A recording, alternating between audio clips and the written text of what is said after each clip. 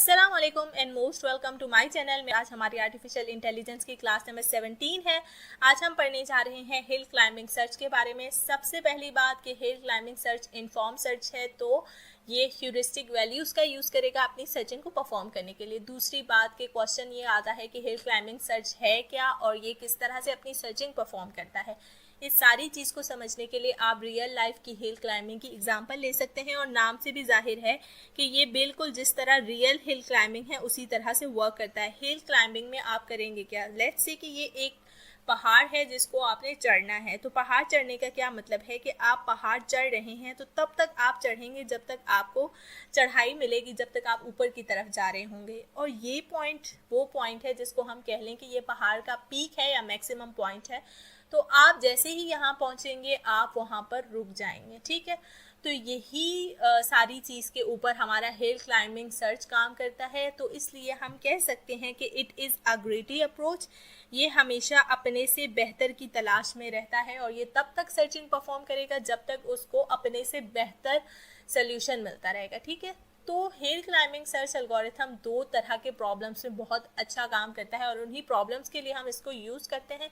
सबसे पहले तो ये ऐसे प्रॉब्लम्स में सूटेबल है जहाँ पर हम मैक्सिमम वैल्यू फाइंड कर रहे हों, जैसे कि अपने से बड़ी वैल्यू फाइंड करना चाह रहे हो। और दूसरा ये ऐसे प्रॉब्लम्स में काम करेगा जहाँ पर ये मिनिमम डिस्टेंस या फिर हम अपने से मिनिमम वैल्यू फाइंड करने की कोशिश कर रहे होते हैं, जैसे कि ट्रैवलिंग सेल्समैन प्रॉब्लम, जिसमें हम मिनिमम डिस्टेंस को फाइंड करने की कोशिश करते हैं।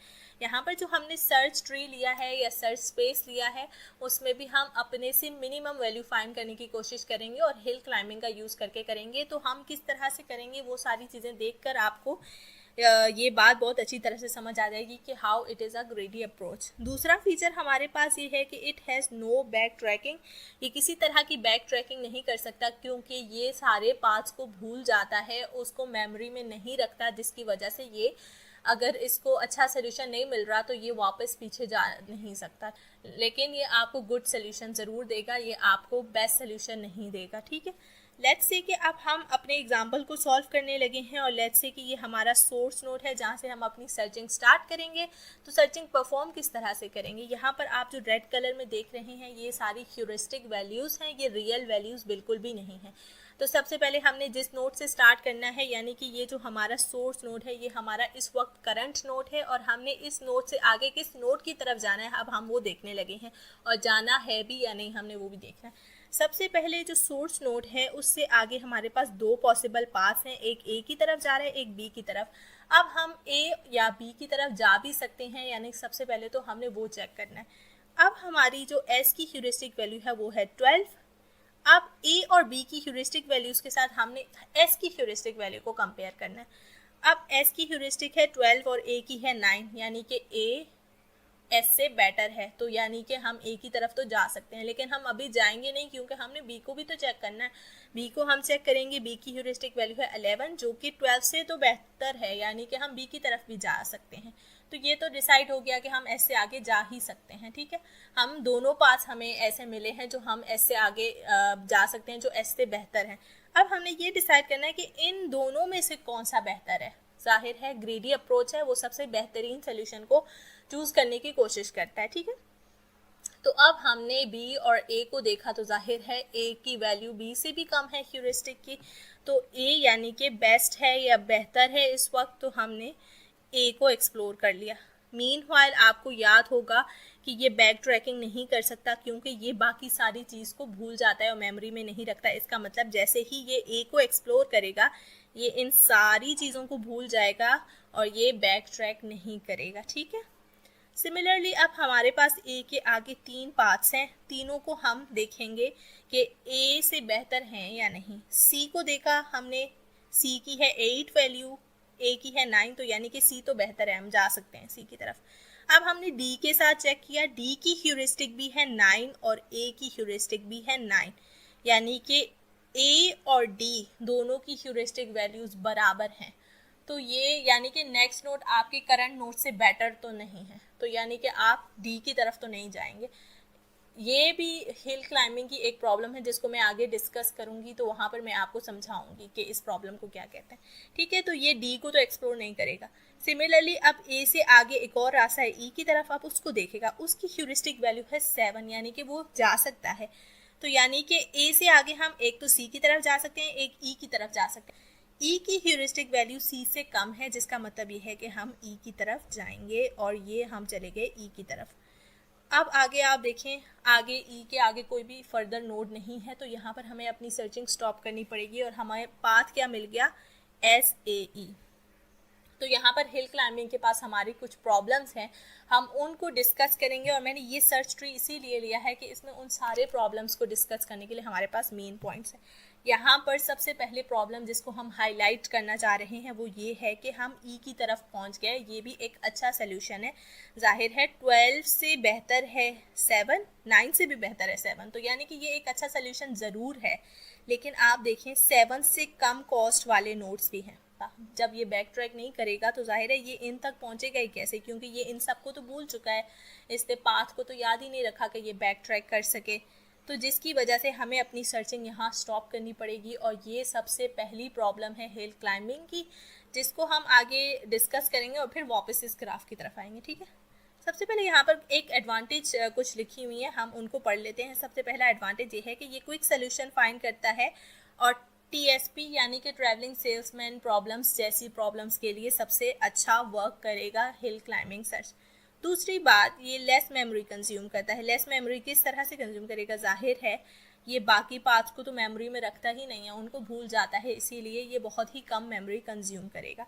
अब हमने कहा था कि हमारे पास सबसे पहला प्रॉब्लम हिल क्लाइंबिंग का है कि ये लोकल ऑप्टिमल सोल्यूशन फाइंड करेगा, लेकिन ग्लोबल नहीं होगा।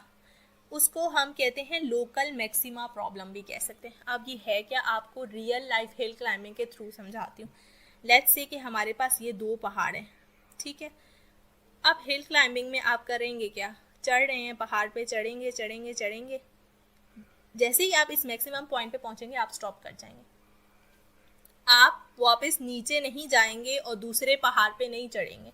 क्यों, क्योंकि हिल क्लाइंबिंग सर्च एल्गोरिथम एक ग्रीडी अप्रोच है, ये अपने से बेहतर को ही सर्च करेगा। और हिल क्लाइंबिंग के पॉइंट ऑफ व्यू से हम बात करें तो ये इसके लिए बेहतर वो है जब तक ये ऊपर चढ़ रहा है। ठीक है, जैसे ही ये ऊपर पहुंच गया, सबसे मैक्सिमम पॉइंट पे पहुंच गया, तो ये वापस नीचे नहीं आएगा, क्योंकि वापस नीचे आने का मतलब है कि अपने से वर्स्ट सोल्यूशन या वर्स्ट नोट की तरफ जाना, जो कि ये बिल्कुल भी नहीं करता।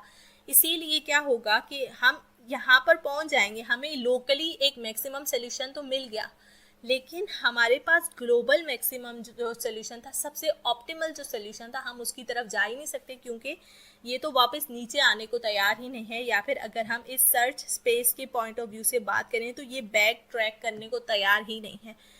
तो इसलिए हमें लोकली मैक्सिमम सोल्यूशन तो मिल गया, लेकिन हमें ग्लोबल मैक्सिमम सोल्यूशन की तरफ हम नहीं जा सके।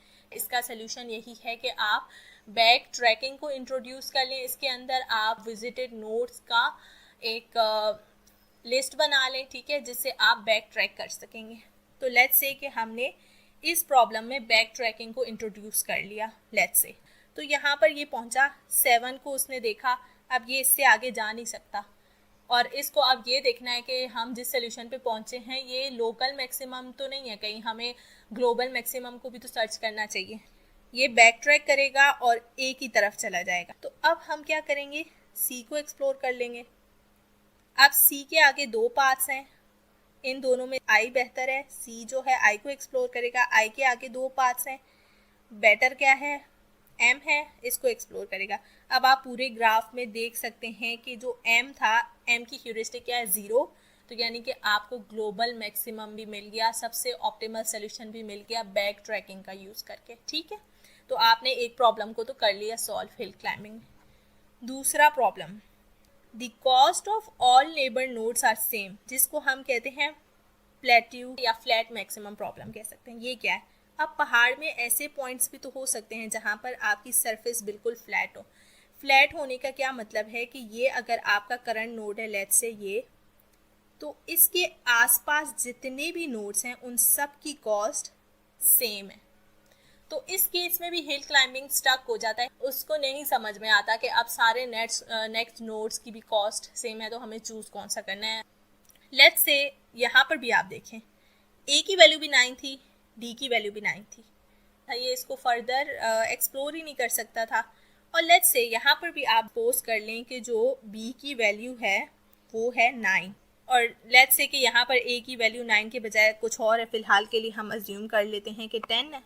तो सोर्स नोड क्या करेगा, बी को एक्सप्लोर करेगा। जैसे ही वो बी पर पहुंचेगा, अब बी से आगे एफ और जी हैं, दो पास है, एफ की भी कॉस्ट है 9, जी की भी कॉस्ट है 9, बी की भी कॉस्ट है 9।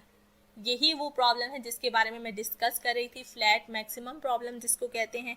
तो अब हिल क्लाइंबिंग जो है बी पर ही अपनी सर्चिंग रोक देगा। वजह क्या है कि आगे दोनों की कॉस्ट बराबर है, तो उसको अब नहीं समझ आ रहा है कि उसने कौन सा पाथ चूज करना है। तो ये हिल क्लाइंबिंग का दूसरा प्रॉब्लम है। इसको सॉल्व करने के लिए आप सीधा एक बड़ा सा जंप मारेंगे तो आप आगे अपने से बेहतर सोल्यूशन की तरफ पहुंच जाएंगे, अब आप इस प्रॉब्लम में ही नहीं फंसेंगे।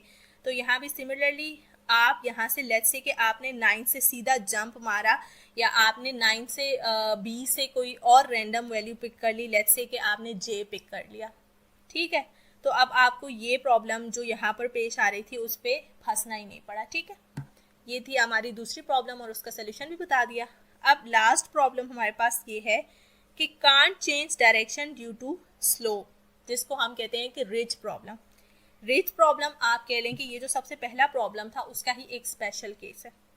यहाँ पर हमने कहा था कि ये लोकल मैक्सिमम पे फंस जाता है और ये ग्लोबल मैक्सिमम पे नहीं पहुँच पाता।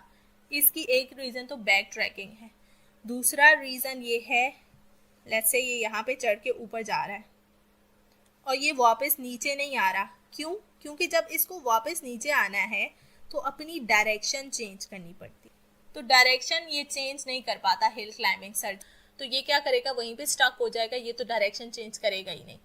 तो इस प्रॉब्लम को कहते हैं रिज प्रॉब्लम। ये कुछ नहीं, बस एक लोकल मैक्सिमम प्रॉब्लम का स्पेशल केस है। तो इस प्रॉब्लम को सॉल्व करने के लिए हम बाई डायरेक्शनल सर्चिंग कर सकते हैं। बाई डायरेक्शनल सर्च में क्या होगा, जाहिर है आप एक सर्चिंग यहाँ से कर रहे होंगे तो एक सर्चिंग आप इधर से भी कर रहे होंगे, ठीक है। तो इस प्रॉब्लम को हम बाई डायरेक्शनल सर्चिंग से सॉल्व कर सकते हैं। तो ये था हिल क्लाइंबिंग सर्च और इसकी सारी प्रॉब्लम्स और उसका सारा सोल्यूशन। आई होप कि आपको ये वीडियो पसंद आया होगा और सारे पॉइंट्स अच्छे से समझ आ गए होंगे। अगर आपको ये वीडियो पसंद आया है तो प्लीज़ लाइक करें, मेरे चैनल को सब्सक्राइब करें, कमेंट करें और इस वीडियो को शेयर करें। Thank you so much.